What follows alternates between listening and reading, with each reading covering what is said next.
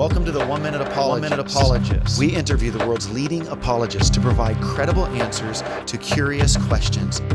Jay, for some people, it's hard for them to swallow the pill that Christianity is a belief of peace when it's connected to the Old Testament Joshua passages.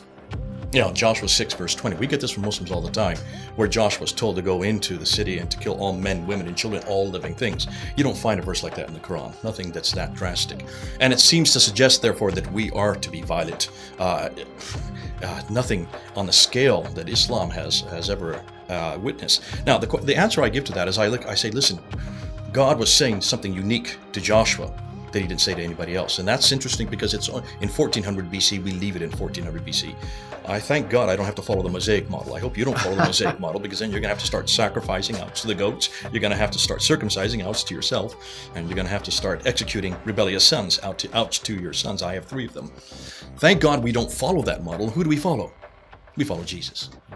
Jesus comes, and in Matthew 6, he says very clearly, that I have not come to abrogate, to destroy the law, but to fulfill the law. And that's the operative word, fulfill the law. And then he spends the rest of the chapter going to 6 different areas, 6 different instances, where he says, for you have heard it say, but I now say. You have heard it say, but I now say.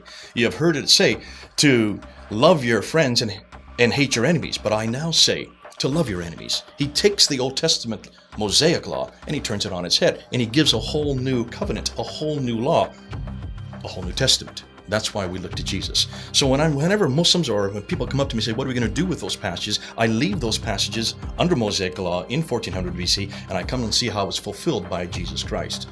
And that's why we do now follow a new covenant. That's why we don't slay our enemies. We are to love our enemies. That's why we do not have to be circumcised. Now, all these Old Testament laws, because they're in 1400 BC, does that mean that they're not relevant? They are for that time. But the person the person I want to follow is certainly not Moses or David or Billy Graham. I want to follow Jesus.